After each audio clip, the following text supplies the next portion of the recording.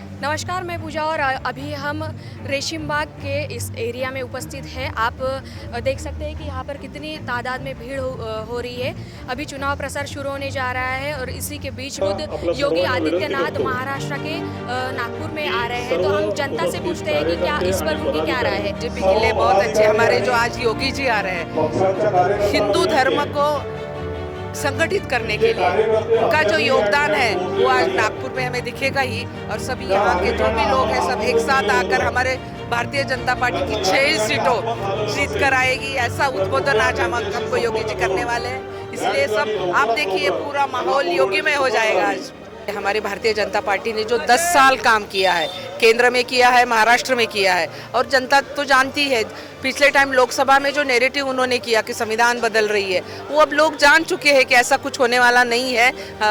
कांग्रेस हमेशा से झूठ बोलती आई है। जब से वो 2014 के पहले 50 साल सत्ता में थी, क्या किया उन्होंने?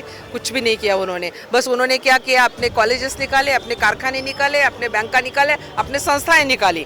लेकिन जो भारतीय जनता पार्टी ने जो सही विकास किया है वो सब लोग जान चुके हैं। इसीलिए अभी भारतीय जनता पार्टी महाराष्ट्र में फिर से सत्ता में आ रही है।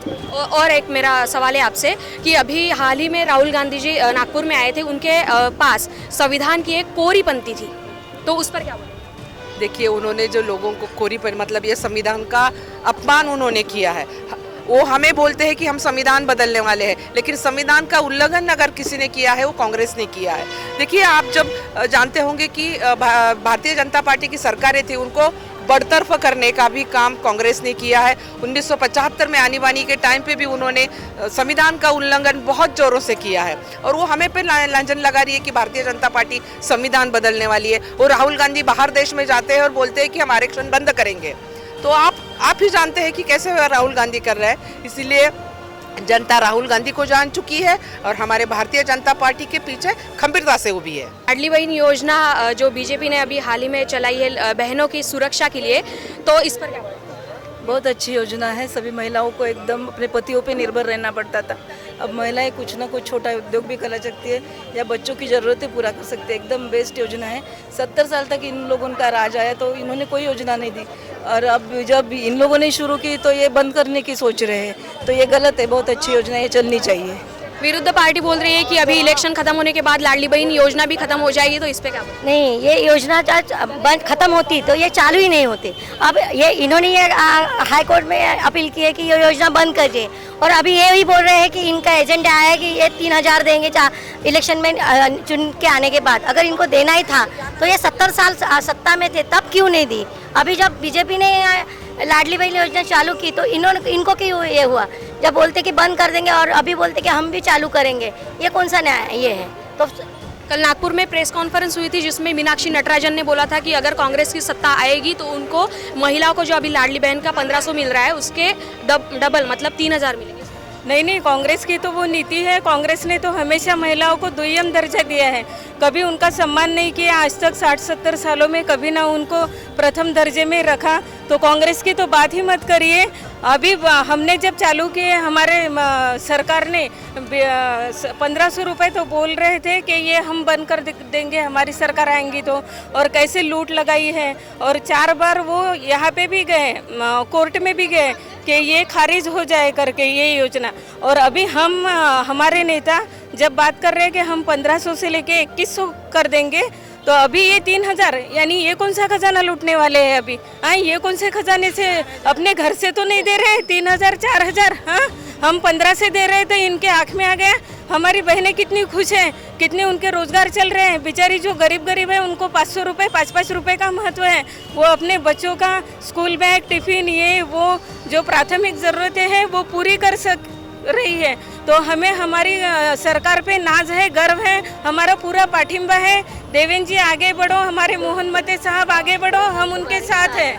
हाल ही में कुछ महिलाओं का मतलब एक ये आया है कि 1500 में हमारा घरदार नहीं चलता, तो सरकार ने हमें 1500 देने की बजाय महंगाई घटानी चाहिए। इस पर क्या बोलेंगे? महंगाई तो बढ़ती है, कम ज़्यादा होती है, और घर चलाने के लिए जो बाई को लगता है तो वो परेशान रहती है कि सिलेंडर के भाव बढ़ गए और सब्जी के भाव बढ़ते, वो तो बोलते ही रहती है। कम ज़्यादा होते ही रहता है परिवार में। 1500 रुपये देते हैं तो उससे मदद होती है ना। ये सपोर्ट हो रहा है। महिलाएं बोल रही है, कुछ महिलाएं ये भी बोल रही है कि अगर सत्ता आ भी गई, बीजेपी की आ रही है सत्ता, तो उसके बाद क्या भरोसा कि मतलब बेरोजगारी बढ़ेगी और आपका महिलाओं का जो 1500 मिलते हैं लाडली बहन योजना के, वो मिलेंगे नहीं मिलेंगे, वो भी उनका नहीं, ये योजना चालू की है तो ये चालू ही रहेगी बीजेपी आने के बाद, ऐसे तो हो नहीं सकता।